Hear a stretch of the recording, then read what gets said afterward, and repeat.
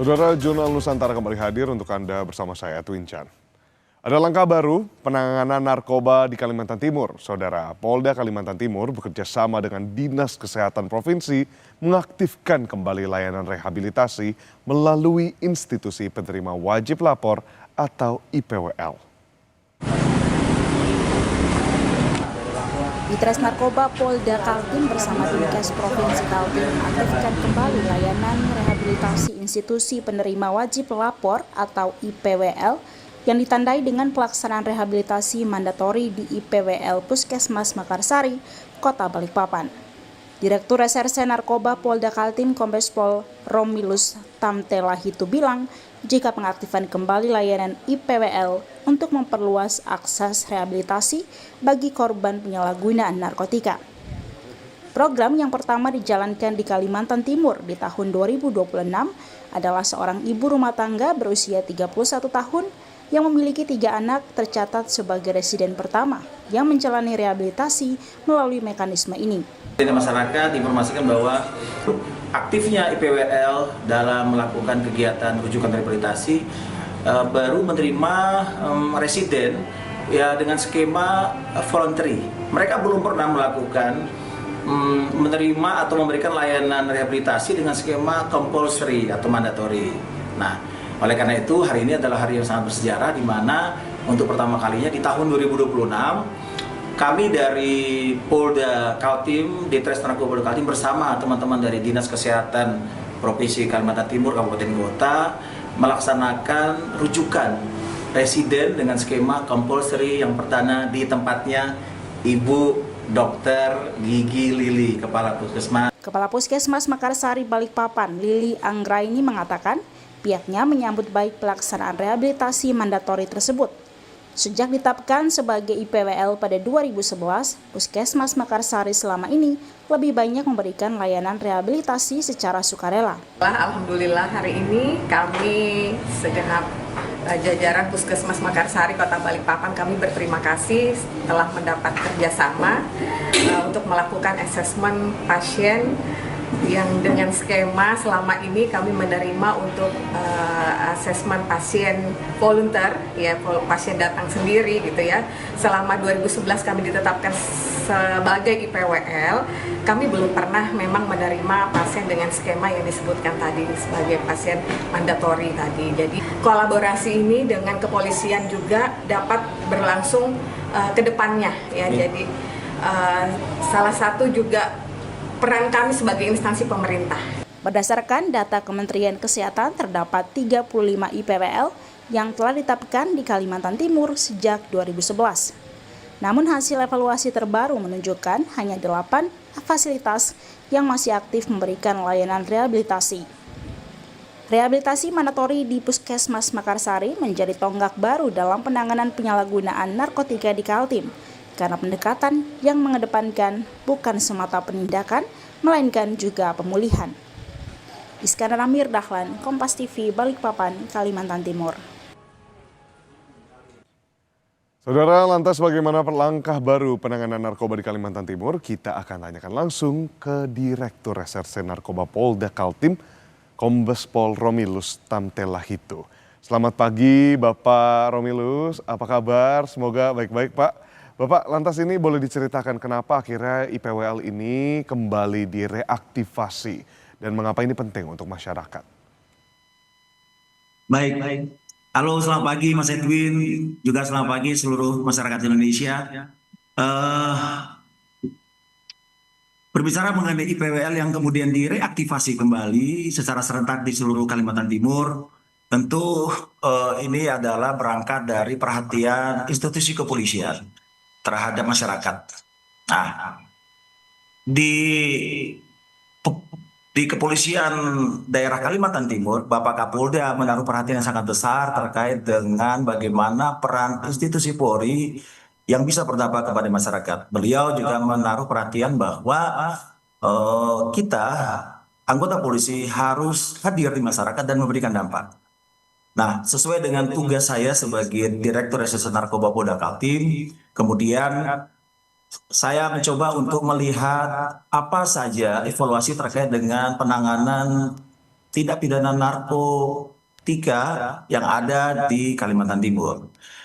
Nah, salah satunya kemudian saya menyadari bahwa tugas daripada penyidik itu bukan melulu masalah penindakan, tapi sebenarnya juga bisa melakukan dua tugas yang lain, yaitu tugas pencegahan dan juga penguatan integrasi layanan adiksi dan rehabilitasi. Oleh karena itu kemudian saya mencoba untuk merangkul teman-teman dari Dinas Kesehatan Provinsi Kalimantan Timur dan berjumpa dengan sahabat saya Dr. Jaya Mualimin. Dan kemudian kami berdua melakukan evaluasi dan dari hasil evaluasi kami menemukan bahwa memang harus ada langkah yang lebih militan ya terkait dengan bagaimana kolaborasi antara Polda Kaltim, khususnya Direktorat Reserse Narkoba Polda Kaltim dengan Dinas Kesehatan Provinsi Kaltim. Nah, dari isu terkait dengan rehabilitasi, kita menemukan bahwa ada 35 IPWL yang sudah ditunjuk oleh Kementerian Kesehatan sejak tahun 2011. Namun dari hasil evaluasi kami antara Polda Kaltim dan juga Dinas Kesehatan Provinsi Kaltim itu masih belum aktif 100%. Dari 35 hanya 8 saja. Oleh karena itu kami sepakat untuk melakukan perjanjian kerjasama PKS dan kemudian ada beberapa butir-butir yang kemudian kami eksekusi dengan baik. Salah satunya adalah melahirkan program reaktivasi IPWL di Kalimantan Timur. Baik, oke. Tadi kami sudah dengarkan juga bersama pernyataan dari Bapak, begitu pula dengan kepala puskesmas seperti itu ya. Nah, di sana ada kalimat yang menarik karena ada kata mandatori Bapak. Lantas, bagaimana pola penanganan terhadap pelaku penyalahgunaan narkoba atau residen ke IPWL tersebut, Bapak? Ya. Jadi dari hasil evaluasi saya dengan Dr. Jaya, kita coba mencari tahu apa sebab 35 IPWL yang ada di Kalimantan Timur ini tidak aktif. Kalau menggunakan diksi saya, itu terkesan mati suri. Dari situ kemudian kami menemukan ada beberapa penyebabnya. Yang pertama, rupanya para penyidik kita di Polda Kaltim ya, itu belum memahami bahwa sebenarnya dalam hal penguatan integrasi layanan adiksi dan rehabilitasi tidak melulu harus berhubungan dengan teman-teman BNN. Memang dalam konteks berhubungan dengan BNN yang wajib itu adalah terkait dengan asesmen terpadu. Ya. Namun setelah asesmen terpadu kemudian nanti akan keluar rujukan. Nah, rujukan itu tentu bisa dirujuk kepada klinik balai rehabilitasi milik BNN atau IPWL. Nah, disinilah kemudian saya menemukan ada anomali di sini. Belum semua penyidik kami memahami tentang hal itu. Yang terjadi, akhirnya penyidik kami lebih sering, bahkan hampir semuanya mendorong residen atau klien, demikian diksi untuk mereka yang dirujuk rehabilitasi ya. Itu kepada BNN, bukan kepada IPWL. Nah, yang lain kemudian saya lihat juga dengan Dr. Jaya adalah bahwa ternyata memang IPWL yang ada itu hanya 8 yang aktif. Mengapa hanya 8? Karena memang sebagian besar yang lain itu meskipun mereka sudah dilatih tenaga medisnya ataupun juga tenaga konselornya, namun karena tidak pernah menerima rujukan residen atau klien tadi, maka praktis tentu saja mereka tidak dapat melakukan layanan rehabilitasi. Nah, dari beberapa penyebab ini kemudian kami mencoba untuk menyusun langkah-langkah. Nah, langkah-langkah kami kemudian kami susun menjadi 3 tahapan, yaitu tahapan pertama adalah tahapan preparasi, tahapan kedua adalah tahapan reaktivasi, dan tahapan ketiga adalah tahapan evaluasi. Nah, di tahapan pertama, tahapan preparasi, kami mencoba mengidentifikasi mana saja IPWL yang mati suri tadi. Kemudian kami mencoba mengevaluasi apa saja sebab-sebabnya. Kemudian kami mencoba untuk melakukan kembali magang atau on the job training kepada IPWL yang menurut kami dianggap siap. Dan dari sini kemudian Dinas Kesehatan Provinsi Kaltim menunjuk ada 5 dari 35 yang akan dijadikan sebagai pilot project dulu. Nanti secara bertahap dari 35 nanti akan kita aktifasi secara serentak. Nah, dari sini kemudian kita sukses untuk menyiapkan langkah-langkah koordinasi dan kolaborasi. Karena kita tahu saat waktu kita hendak merujuk seorang residen atau klien ke klinik rehabilitasi atau balai, ya, maka tentu harus lewat namanya pintu asesmen terpadu oleh BNN. Oleh karena itu saya berkunjung ke sahabat saya, Pak Bambang, ya, yaitu Kepala Balai Besar Rehabilitasi Narkotika Tanah Merah yang ada di Samarinda. Kemudian juga saya dengan Dr. Jaya kita berkunjung ke instalasi penanganan ketergantungan nafsa yang ada di Rumah Sakit Jiwa A di Samarinda. Dan kemudian kita juga tur mengunjungi beberapa IPW lain-lain.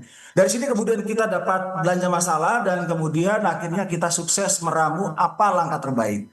Nah, dari sini kemudian kita sepakat bahwa dalam menyukseskan reaktivasi IPWL yang ada di Kaltim, maka mekanismenya adalah sebagai berikut. Dengan skema compulsory atau mandatori, maka penyidik ya nanti akan mendorong residen ya itu ke BNN untuk dilakukan asesmen secara terpadu. Setelah dilakukan asesmen secara terpadu, nanti residen tersebut akan dirujuk. Nah, kalau biasanya itu ke BNN, maka kali ini juga akan dirujuk ke IPWL. Tentu saja pertimbangan untuk dirujuk itu ada beberapa hal. Pertama, harus didasarkan pada hasil asesmen. Apakah residen ini masuk kategori ringan, sedang, atau berat. Kalau berat sudah pasti akan dirujuk ke Balai Rehabilitasi Besar Narkotika Tanah Merah atau Barita. Ya, namun kalau misalnya dia itu rawat jalan, ya bisa ditangani di IPWL. Misalnya seperti IPWL Puskesmas Mekarsari yang untuk pertama kalinya sudah dijadikan percontohan di mana kita teman-teman dari penyidik di Ditres Narkoba Polda Kaltim bersama Dinas Kesehatan Provinsi Kaltim sukses mengantar seorang residen asal Manado ya untuk dirujuk rehabilitasi di IPWL Puskesmas Mekarsari Kota Balikpapan. Yang kepala puskesmasnya adalah juga sahabat saya Dr. Lili dan juga asesornya juga sahabat saya Dr. Agus. Ya, demikian. Oke, jadi tadi sudah ada strategi yang begitu komprehensif, mulai dari belanja masalah tadi dari tempat-tempat lain, IPW-IPW lain maksud kami, lalu juga harapannya tentunya pasti di sini program ini dapat berjalan dengan lancar. Bapak, niat baik pasti akan diberikan tujuan yang baik oleh semesta. Terima kasih banyak Bapak Direktur Reserse Narkoba Polda Kaltim, Kombes Romilus Tamtelahitu atas waktunya. Sehat-sehat selalu Bapak.